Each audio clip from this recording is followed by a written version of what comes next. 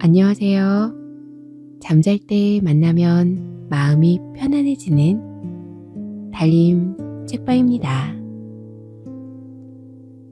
재미있는 옛날 이야기 들으며 오늘도 편안한 밤 행복한 꿈 꾸며 잘 자요. 구독과 좋아요는 영상 제작에 큰 힘이 됩니다. 보물을 지고 다닌 지게꾼 칠복이. 옛날 옛적 산이 둘러싸인 어느 작은 마을에 칠복이라 불리는 나무꾼이 살고 있었습니다. 칠복이는 부모도 형제도 없이 혼자 외롭게 살았지만 언제나 성실하고 근면했어요. 새벽이면 지게를 메고 먼 산골짜기까지 걸어가 날이 저물도록 나무를 해오곤 했지요. 휴, 오늘도 해가 중천이로구먼. 저기 저 너럭바위 밑에 참나무 한 줌이면 오늘은 지게가 꽉 차겠어. 칠복이는 늘 혼잣말을 중얼이며 산에서 나무를 했습니다. 말동무 하나 없는 삶이었지요. 그렇다고 세상의 불평을 늘어놓지도 않았습니다. 하지만 그날은 무언가 달랐어요. 바람이 이상하게 불었고 까치가 나뭇가지 위에서 연신 울어댔지요. 이 녀석들 왜 이리 요란을 떠는 거야? 혹시 산짐승이라도 내려왔나? 그런데요, 그때였습니다. 구르릉 쾅. 갑자기 하늘이 어두워지며 천둥이 울렸고 비가 마치 퍼붓듯 쏟아졌지요. 칠복이는 다급히 지게를 내려놓고 너럭바위 밑으로 몸을 숨겼습니다.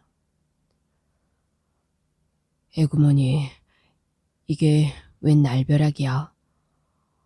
아니, 하늘도 참 무심하셔라. 오늘 한 줌 팔면 방앗간에 쌀도 좀 사고 장에 가서 집신도 한 켤레 사려고 했건만. 그 순간 갑자기 바위 뒤에서 낯선 목소리가 들렸습니다. 비도 좋고 바람도 좋구먼. 이런 날은 따끈한 술 한 사발이 어울리지. 아이고야, 깜짝이야. 어르신, 언제 거기 계셨어요? 허허, 나도 너처럼 비를 피하려다 이 바위 밑으로 든 것이지. 허나, 자네, 혹시 지금 마음속이 허하지 않나? 예? 마음이요? 그게 무슨 말씀이신지. 자네는 산에서 나무를 하고 있지만 사실은 더 귀한 걸 지고 다니고 있지 않는가? 저는 그저 나무밖에 모릅니다요.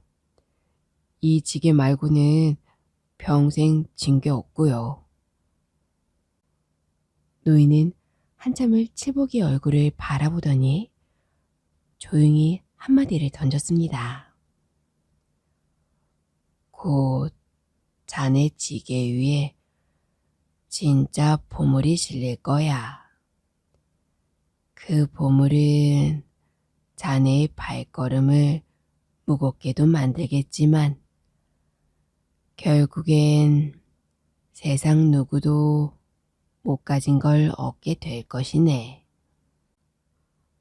어, 어르신, 그건 혹시 점쟁이 말씀이십니까? 이렇게 헐렁한 찌개에 무슨 보물이 실린다고요?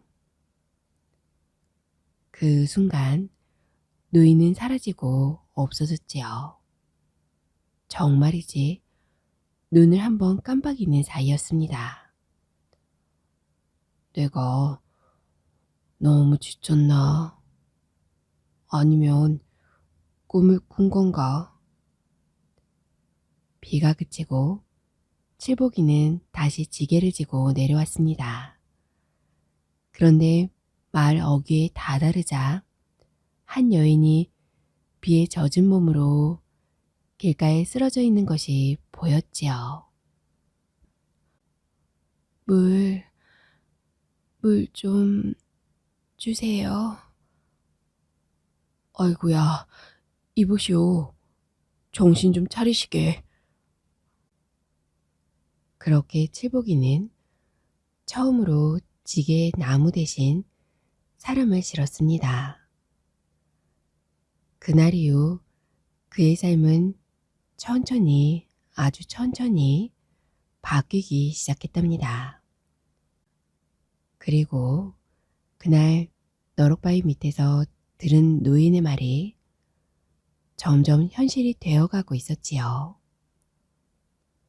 칠복이는 여인을 얻고 마을로 내려왔습니다. 옷은 다 젖고 신발도 흙탕물에 빠졌지만 뭐 어쩌겠어요. 그저 사람 먼저 살려야 했지요.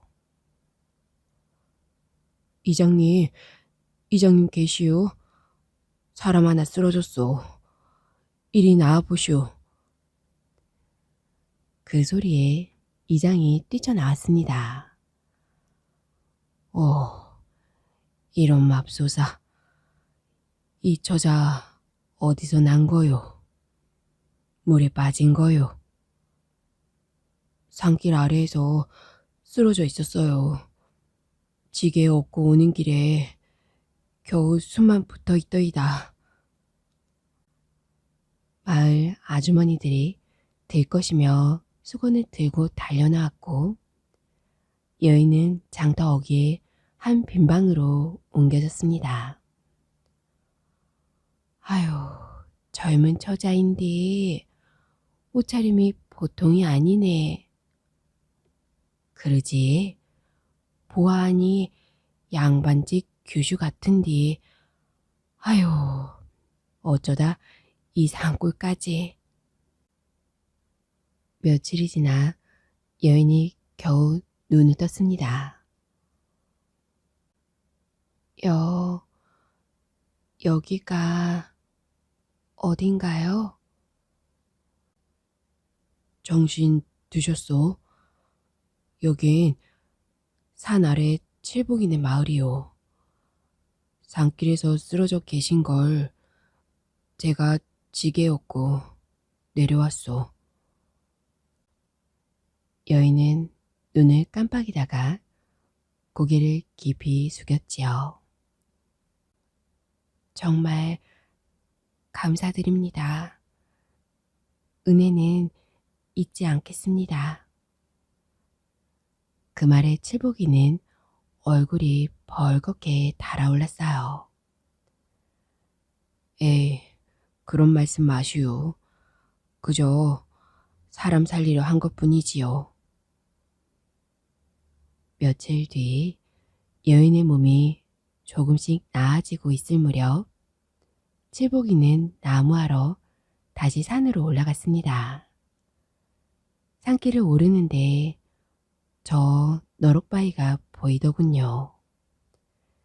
비를 피했던 그 바위 말이지요.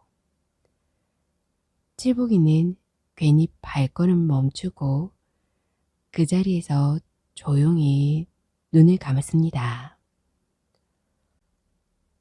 그날의 노인 진짜였을까? 내 지게에 보물이 실린다던 그 말.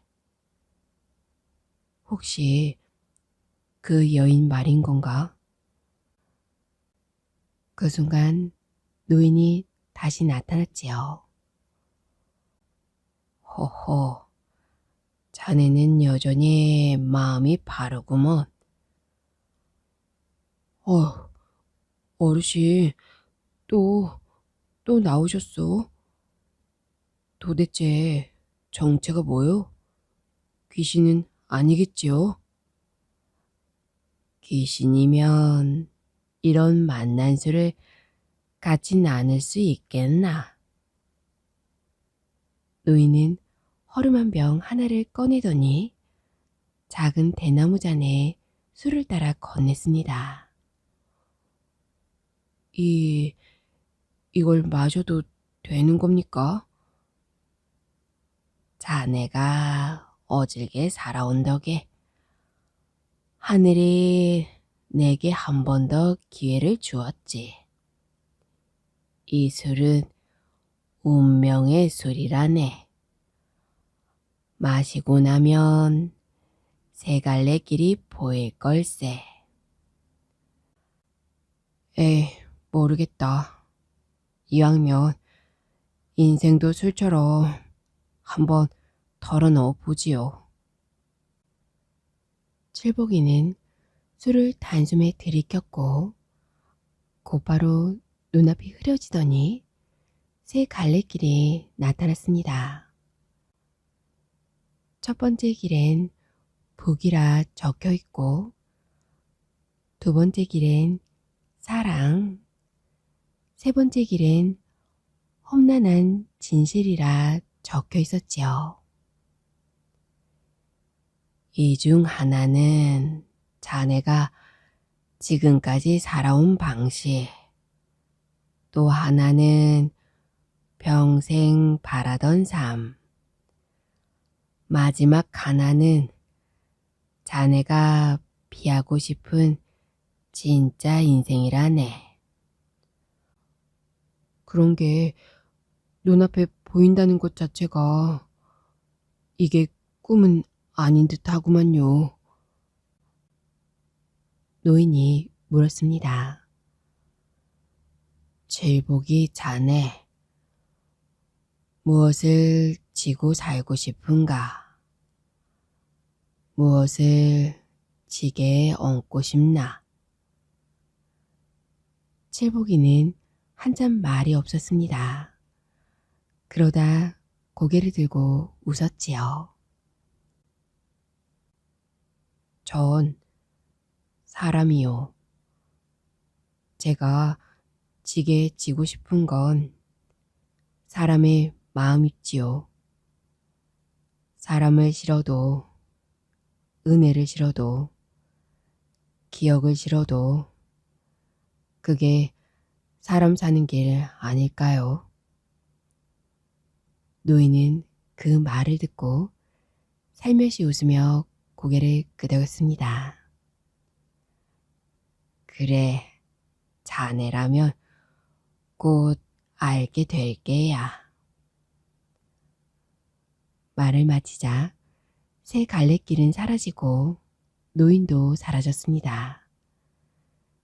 그리고 그날 밤 산 아래 마을에 이상한 소문이 돌기 시작했어요. 어이, 들었어? 칠복이네 뒷산에서 금덩이가 나왔대.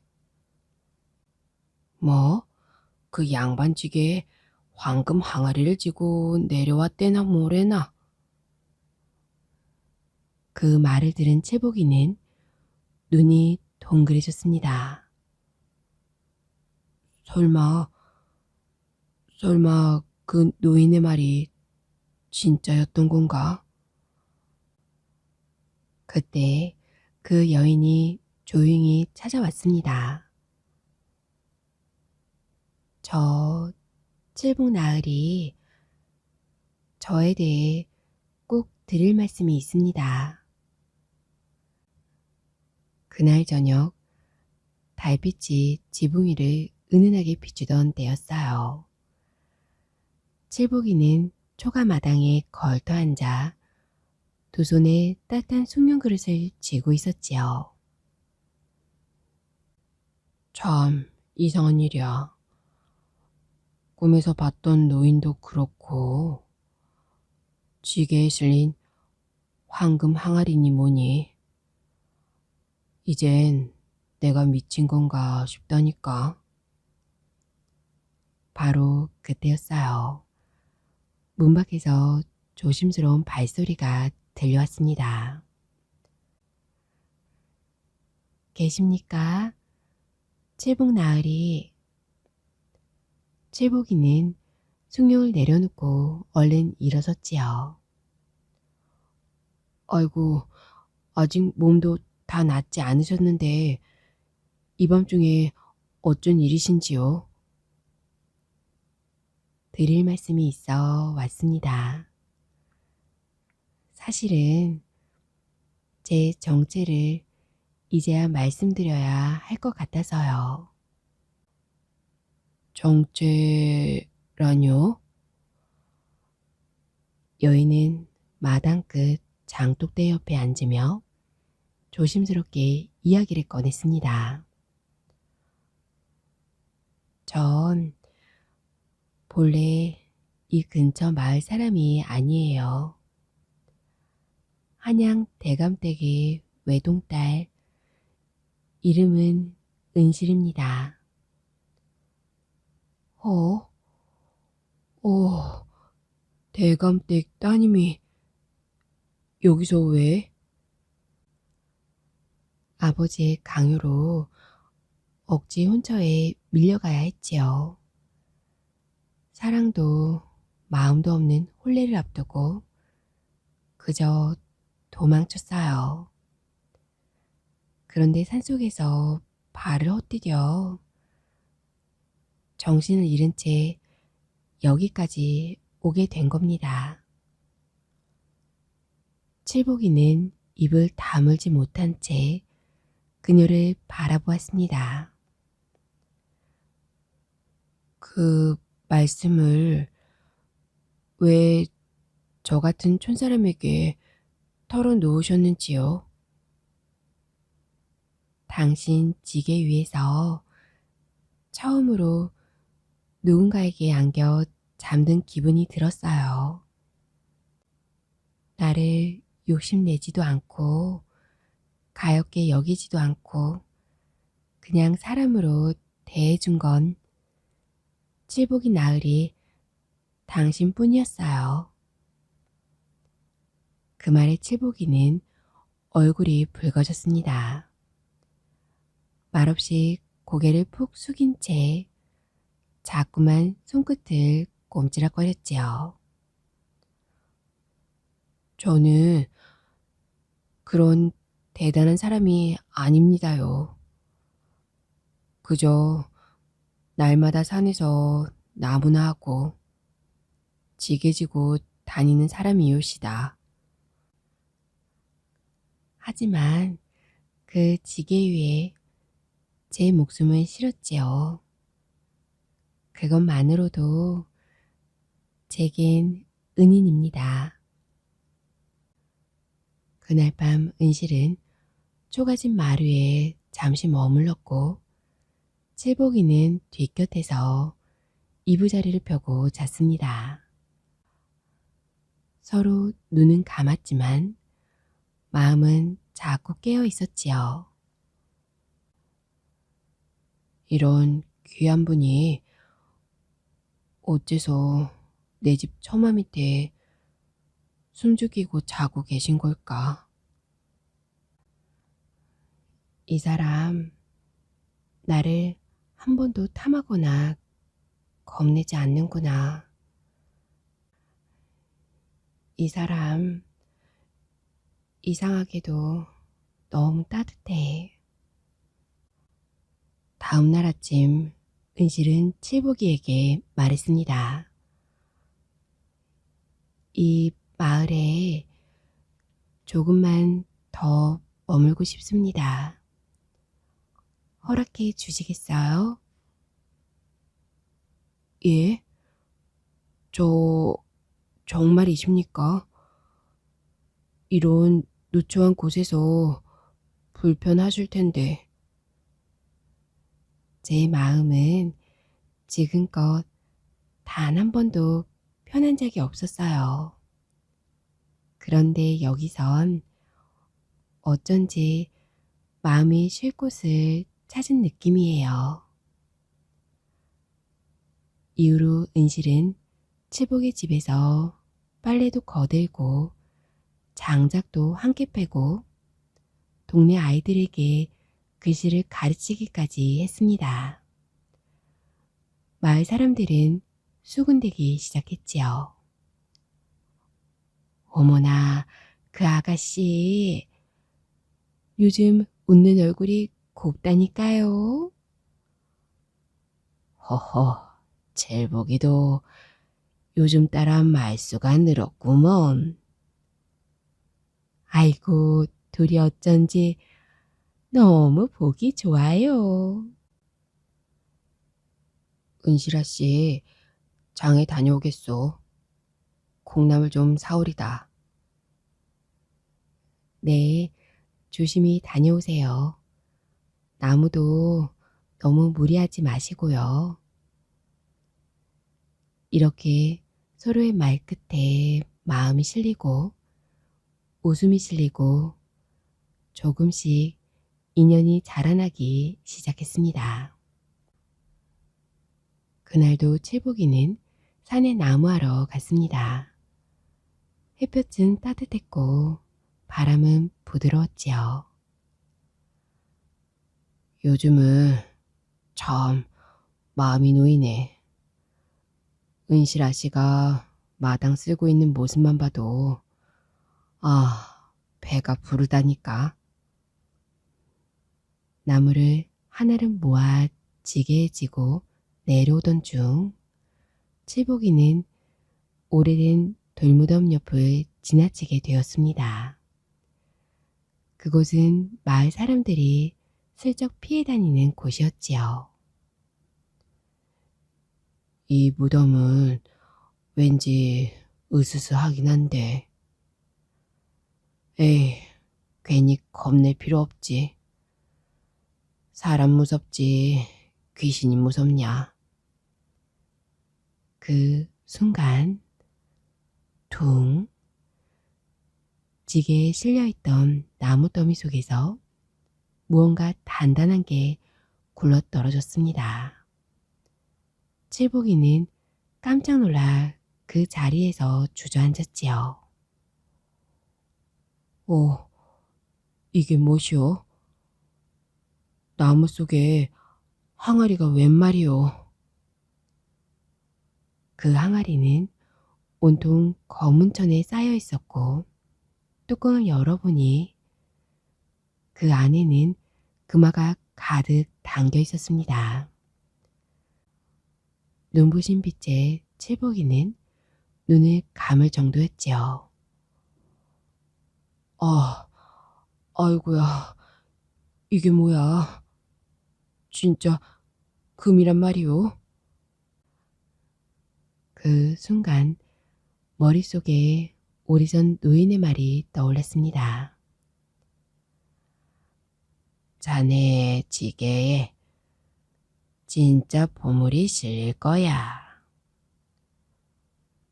설마 이걸 말한 건가? 아니면 이 금화를 지게에 얹은 사람은 따로 있는 걸까? 무거운 마음으로 칠복이는 그 항아리를 품에 안고 조심스레 마을로 내려왔습니다.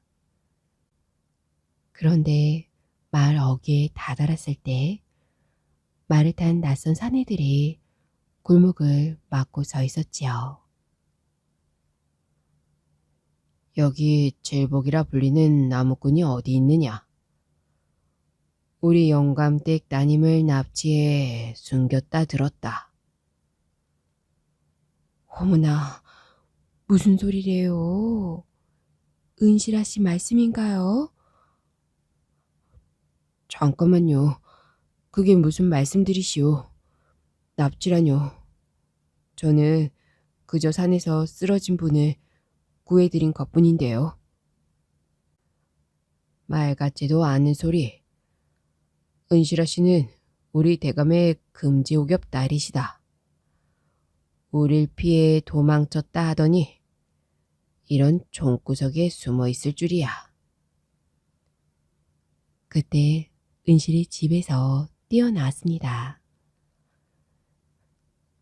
그만하세요. 저는 스스로 이곳에 머물기로 했습니다. 아씨, 어르신께서 피를 토하시며 기다리고 계십니다. 이 촌놈 따위에게 마음을 주시다니 제정신이십니까? 이 촌놈께 전 제 생명을 비쳤습니다. 그리고 그 마음까지도요. 제가 감당할 수 없는 인연이라면 그저 지금까지 은혜만 간직하겠습니다. 아니요, 전 다시 돌아가지 않겠습니다. 아버님께도 제 마음을 전해주세요. 은실은 지게진 사람 곁에 있고 싶다고. 사내들은 어이없어하며 끝내 돌아갔지만 마을 사람들 사이에선 그 사건이 빠르게 퍼졌지요. 허허, 제복이 지게 하나로 사람도 구하고 사랑도 얻고 금도 얻었고 뭐. 우리 마을 나무꾼이 대감댁 사익감이 될 줄 누가 알았대요. 며칠 뒤 칠복은 항아리를 다시 품에 안고 노인을 찾아 산으로 올라갔습니다. 그리고 너럭 바위 앞에 항아리를 내려놓았지요. 전 아직 이걸 감당할 사람이 아닙니다. 이 금이 제 것이 맞는지 확신이 설 때까지 여기에 두겠습니다. 그 순간 바위 뒤에서 익숙한 음성이 들렸습니다. 그 마음이면 자네는 이미 가진 사람이네. 그날 이후 칠복이의 삶은 다시 소박하게 이어졌지만 어딘가 달라졌습니다. 이젠 그 지게엔 단순한 장작이 아니라 사람들의 신뢰와 따뜻한 마음이 실려 있었지요. 며칠 뒤 마을 이장님과 아낙네들, 동네 젊은이들까지 모두 칠복이의 집 앞에 모여 있었습니다. 이유는 하나였지요. 바로 칠복이가 부자가 되었기 때문이에요. 칠복이야, 자네 진짜 그 항아리를 묻었다고. 아유, 금화가 들어있던 그 항아리를. 예, 어르신, 그게 제 것이 맞는지 아직 모르겠고 혹여 마음이 어지러질까봐 산에 다시 묻었습니다요. 어머나 세상에, 그걸 왜 묻어요? 그걸로 기아집도 짓고 말도 사야지요. 와, 지게 하나로 금을 얻은 사나이. 전설이다 전설. 소문은 삽시간에 인근 고을까지 퍼져나갔습니다. 그리고 얼마 지나지 않아 한양에서 온 상인들과 사기꾼, 장명쟁이, 무당, 관상쟁이들이 하나둘 칠복이네 마을에 몰려오기 시작했지요. 이보시오, 칠복 어르신. 이 금화를 투자하시면 한 달 안에 3배로 불려드리리다. 무당은 춤을 추며 지겐 귀신이 붙어 있소이다. 폭 터진 영물지게 모시게나. 장명쟁이는 붓을 휘두르며 이젠 질복 같은 이름으론 안 됩니다. 이젠 금성대군 질복이라 불러야지요. 아이고, 다들 물러나 주시오. 저 그런 거 안 믿소이다. 제발요. 질복 나으리 사람들이 자꾸 일이 몰려오면 이 조용한 삶이 무너질 수도 있어요. 그 말에 칠복은 마음이 무거워졌습니다. 그리고 그날 밤 마을 입구에 조용히 팻말 하나를 걸었지요. 여긴 여전히 지게를 지고 나무를 하는 사람의 집입니다. 금은 땅에 묻고 마음은 하늘에 걸었습니다. 그 팻말을 본 마을 사람들은 조용히 고개를 끄덕였어요. 허풍을 떨던 상인들도 하나둘 짐을 싸서 돌아가기 시작했지요. 그러나 문제는 끝난 게 아니었어요.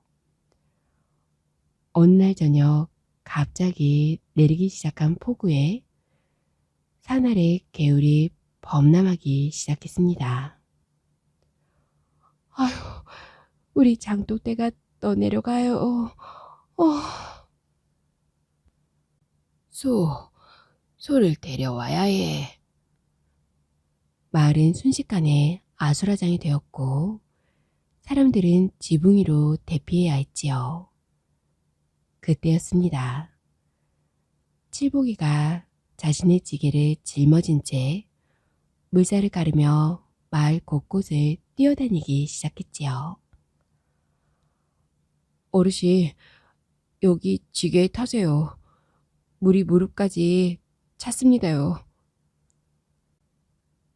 아휴, 이걸 어쩐다. 지게가 나를 살릴 줄이야. 그날 밤 칠복의 지게는 5번을 왔다 갔다 했고 12사람을 업어 지붕 위로 옮겼습니다. 그 장면을 지켜본 사람들은 더 이상 그 망아리 이야기를 하지 않게 되었지요. 저 사람 지게는 진짜 금보다 귀한 게 실렸나 봐요. 우리 엄마가 그랬어요. 칠복 아저씨는 진짜 사람을 지는 사람이라고요. 비가 그치고 마을은 천천히 원래의 평온을 되찾았습니다. 칠복은 여전히 지게를 젓고 은실은 여전히 그 옆에서 마음을 함께 나누었습니다. 어느 봄날 햇살이 유난히 고왔던 날이었습니다. 칠복이는 마루 끝에 앉아 지게를 말리고 있었지요. 그때 마을 입구로부터 낯선 세 사람이 차례로 찾아왔습니다. 첫 번째 손님은 각각 도포를 차려입은 젊은 선비였지요. 말투는 점잖았지만 눈빛은 번뜩였습니다. 혹시 칠복이라 하시는 분이 되시는지요? 예, 접니다만 어인 일이신지요?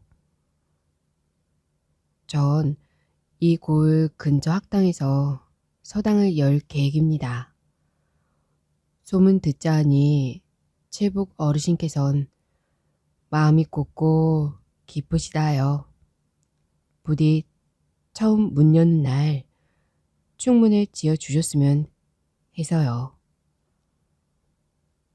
아이고, 저는 글도 모르고 그런 거 할 처지가 아닙니다요. 허나 제가 듣기론 금도 지고 사람도 지신다 하니 마음의 글은 누구보다 잘 쓰실 거라 믿습니다. 그 말에 칠복은 깊이 고개를 숙이며 대답했습니다. 마음이 글이 될 수 있다면 그건 아마 남의 젖은 지게끈 같은 거겠지요. 묵직하고 볼품없지만 놓지 못할 그 무엇. 선비는 미소를 머금으며 고개를 끄덕였습니다. 두 번째 손님은 허름한 옷차림에 거진 높아였어요. 지팡이에 의지하며 삐걱삐걱 걷고 있었지요. 여기가 칠복이네 집인가? 배가 몹시 고프구먼. 아이고, 어르신, 이쪽으로 오셔요. 은실아 씨, 따끈한 죽 좀 데워 드리시오. 예, 곧 나갑니다. 칠복은 마루 밑에 앉아 노파에 헝클어진 머리를 살며시 빗겨주며 말했습니다. 이 찌개야 뭐든 다 실어봤지만 이렇게 어르신의 한숨은 무겁기 그지 없습니다요. 젊은 양반, 이 늙은이에게 이리 따뜻하게 해준 건 자네가 처음이로구먼. 세 번째 손님은 멀끔한 옷차림의 사또였습니다.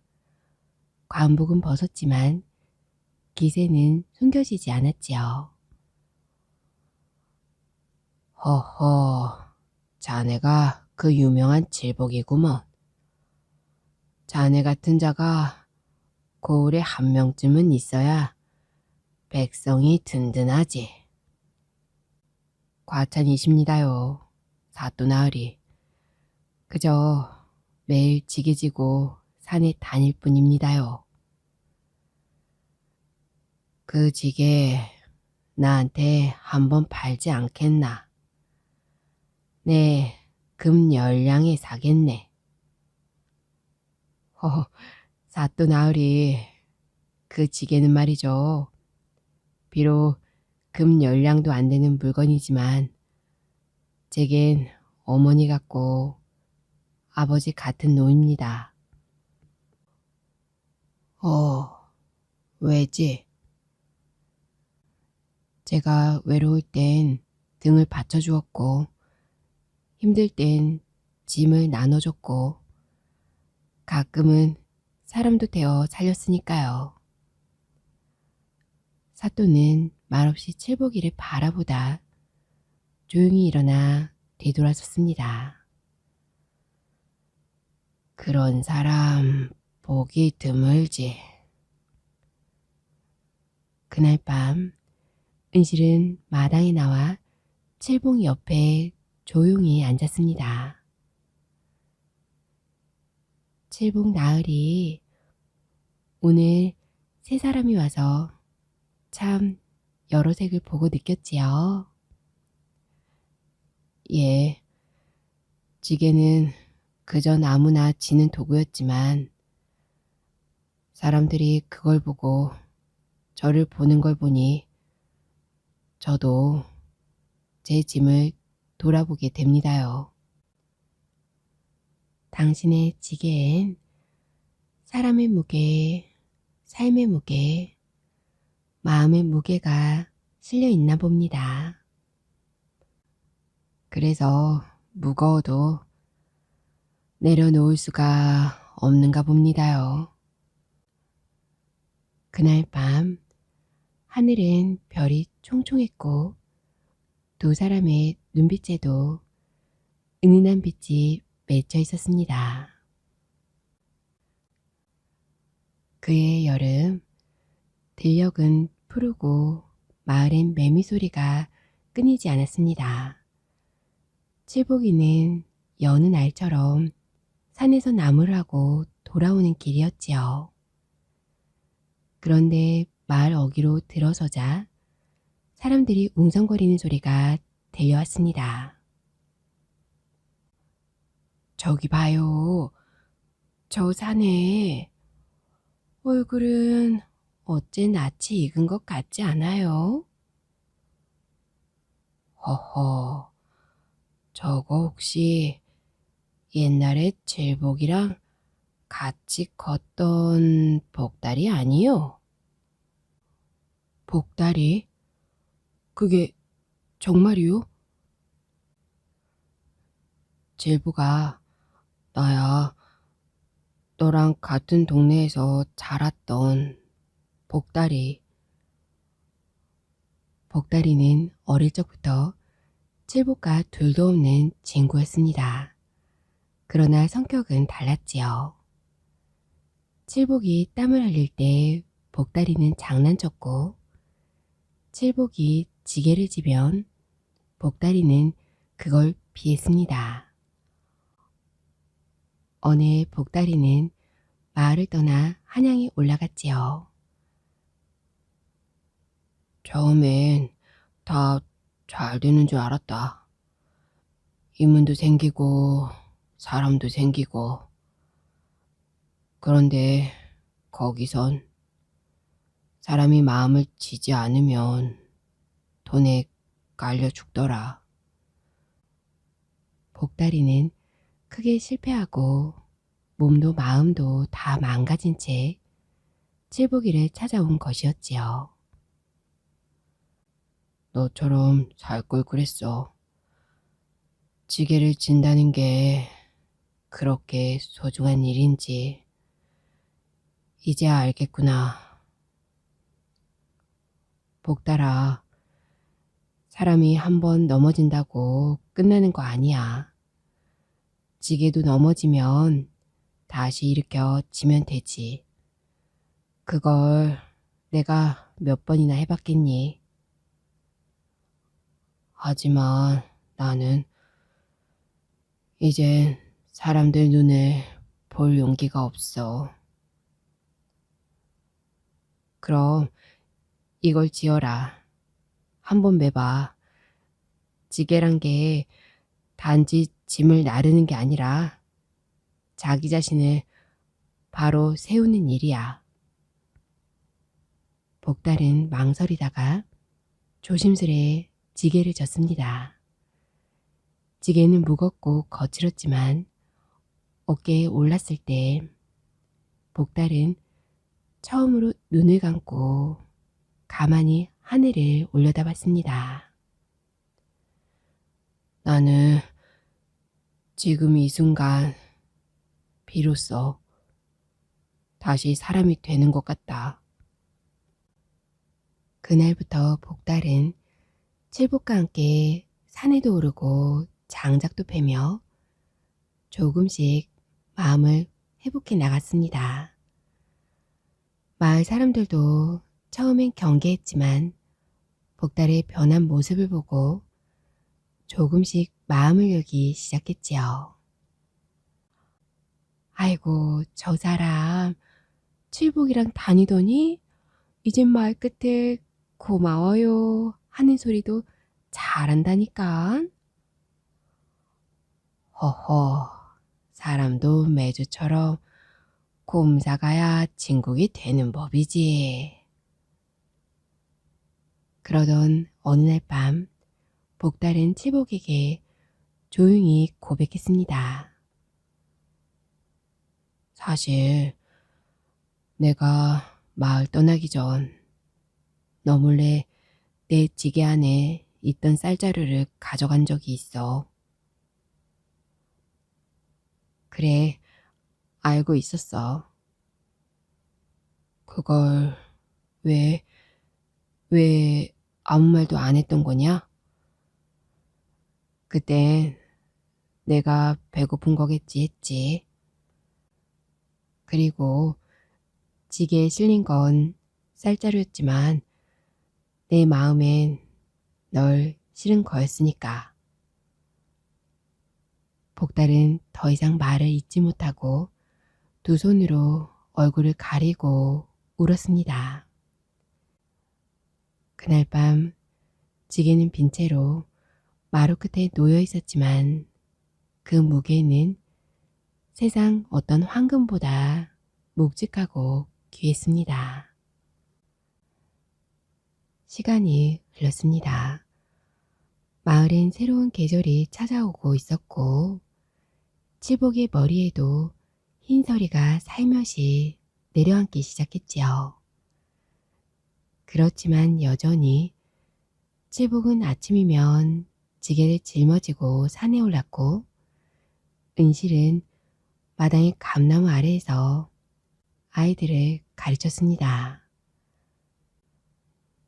선생님, 오늘도 이야기해 주세요.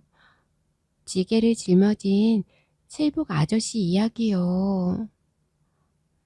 그래, 오늘은 사람들을 가장 많이 실었던 지게 이야기 해볼까? 그날 마을 회관에서는 칠복에게 감사패를 주는 작은 잔치가 열렸습니다.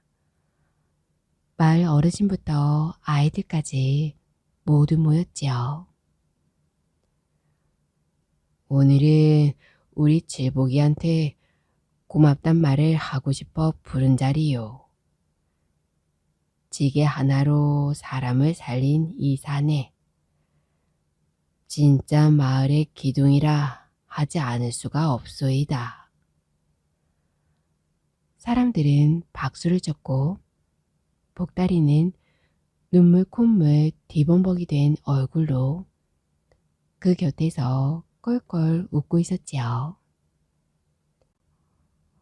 복달은 술잔을 들며 우리 제복이 이젠 지게 영감이 아니고 지게 장군으로 불러야 쓰겄다. 잔치가 끝난 뒤 칠복은 조용히 지게를 짊어지고 산길에 올랐습니다. 이젠 짐도 없었고 따로 매할 나무도 없었지만 그저 익숙했던 그 길, 자신이 가장 오랫동안 올랐던 그 마음의 길을 걷고 싶었던 것이었지요. 산 정상에 도착했을 무렵 그 너럭 바위 아래에 앉아 칠복은 숨을 고르며 옛날을 떠올렸습니다. 이 지게 처음엔 먹고 살려고 짊어졌고 그 다음엔 사람을 살리려고 짊어졌고 이젠 이 지게를 놓는 게 무서울 만큼 내 삶이 되어버렸구나. 그때 멀리서 익숙한 목소리가 들려왔습니다. 거기서 뭐 하세요, 칠복 나으리? 아니, 지게 메고 또 도망친 겁니까? 허허, 내 지게는 말이요. 이제 혼자 지는 게 아니니까 함께 짊어질 사람이 생겼거든. 이제 지게는 내려놓으세요. 우리 함께 걸어요. 이젠 같이 짊어지면 되니까요. 그럼 난요. 난 뭐 들고 가요? 너는 말이야. 술 지게를 메고 따라오너라. 세 사람은 웃으며 산길을 걸어 내려왔습니다. 지게는 여전히 그들의 등에 있었고 무게는 가벼웠지만 마음은 묵직하게 울려 퍼졌지요. 마을로 돌아오는 길, 멀리서 아이들이 달려와 외쳤습니다. 우와, 지게 아저씨다. 지게 영감님이다. 이제부턴 지게 할배로 불러다오. 지게야말로 내 친구고 내 등짝입니다. 그 후로 칠복은 계속해서 마을 사람들의 짐을 나르고 사람들의 마음을 얻고 다녔습니다. 죽는 날까지도 그의 지게에는 마루 끝에 가지런히 놓여 있었고 아이들은 그 지게를 보며 말했지요. 저 지게에 진짜 보물이 담긴 거래요. 사람 마음 같은 거요. 아, 나도 커서 지게 짊어질래. 사람 마음 짊어지고 다니는 그런 사람. 그리고 오늘도 그 마을엔 이런 말이 전해집니다. 등에 진 게 많을수록 고개는 숙여지고 사람은 사람을 품게 된다. 지게꾼 칠복 어르신 말씀. 지게를 짊어진다는 건 그저 무거운 짐을 지는 것이 아니라 사람의 삶을, 마음을 고스란히 어깨에 품는 일입니다. 칠복의 지게는 나무도 쌀자루도 금 항아리도 실렸지만 그 무엇보다도 가장 귀한 사람의 마음이 실려 있었지요. 오늘 들려드린 이 이야기가 당신의 마음에도 따뜻한 짐 하나로 남아있길 바랍니다. 함께 해주셔서 늘 고맙습니다.